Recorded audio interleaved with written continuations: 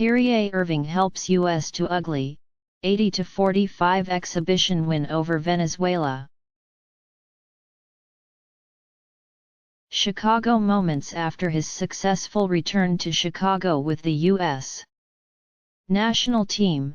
Jimmy Butler pulled on a t-shirt with a picture of Brazilian soccer star Pele on the front. Yup, it's almost time. Kyrie Irving scored 13 points, DeMarcus Cousins powered a dominant performance in the paint, and the United States pulled away from Venezuela for an ugly 80-45 exhibition victory Friday night. Coming off 3 straight flashy victories in Las Vegas and California, the United States used a strong fourth quarter to shoot 42.4% from the field in by far its worst offensive performance of its 5-city tour in preparation for the Rio Olympics. But the Americans used their superior athleticism to limit Venezuela to 24% shooting and owned the interior with a 54-29 rebounding advantage. Quite frankly, I'm very pleased about tonight because you don't just want to just hit 17 threes and not work hard, U.S. coach Mike Krzyzewski said. We had to work real hard tonight. Butler, a 2-time All-Star with the Bulls, had 4 points and 8 rebounds in 21.5 minutes in his first start with Team USA. He was cheered every time he was announced at the United Center. "This is like home for me now," Butler said. "I'm glad that I got to play here for USA in front of my hometown crowd. They've embraced me since day one. I hope they continue to do so. I want to win with the Bulls. I want to win with USA and bring a championship with the Bulls and a gold medal here." Butler had one of the few electric plays for the U.S. when he ran out on the break and dunked Kyle Lowry's tip pass in the fourth quarter. DeAndre Jordan also had a vicious dunk off a lob from Kevin Durant, and DeMar DeRozan drew chants of USA. USA, with a windmill jam in the final minutes. Klay Thompson also scored 13 points, and Cousins finished with 7 points and 12 rebounds.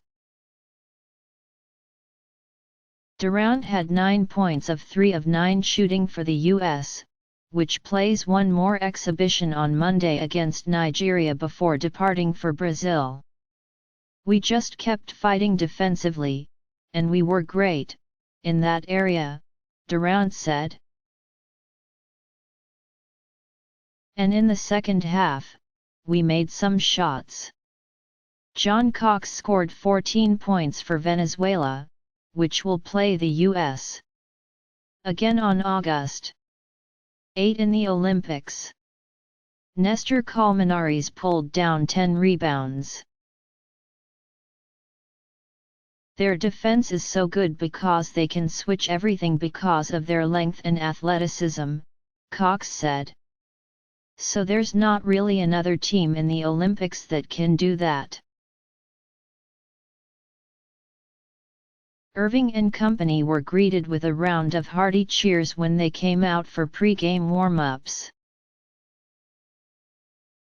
Fans flocked to the side of the court where the Americans had their layup line, and Anthony and Durant posed for pictures with a couple of eager boys. Before Butler's introduction drew the most applause of the night, former Chicago coach Tom Thibodeau received a thunderous ovation when he was announced with the U.S. coaching staff. Thibodeau took a year off after he was fired by the Bulls in May 2015, and then was hired as Minnesota's coach and president of basketball operations in April. He's the best as far as preparation and team player and whatever, and the fans appreciate it, said Krzyzewski, a Chicago native. It was great. I love the fact that my town gave a guy who gave them his heart and soul for the number of years he's been here, and acknowledged that. That's a great thing. The star power also extended to the sideline near the U.S. bench, where former Olympians Scottie Pippen and Dwayne Wade watched the action attentively. Wade was joined by his wife, actress Gabrielle Union, hours after he held his introductory news conference for his new contract with his hometown Bulls. Pippen played on the 1992 Dream Team that rolled to gold in Barcelona, and also helped the U.S. win gold in 1996. Wade was on the Americans' gold medal winning teams at each of the last two Olympics.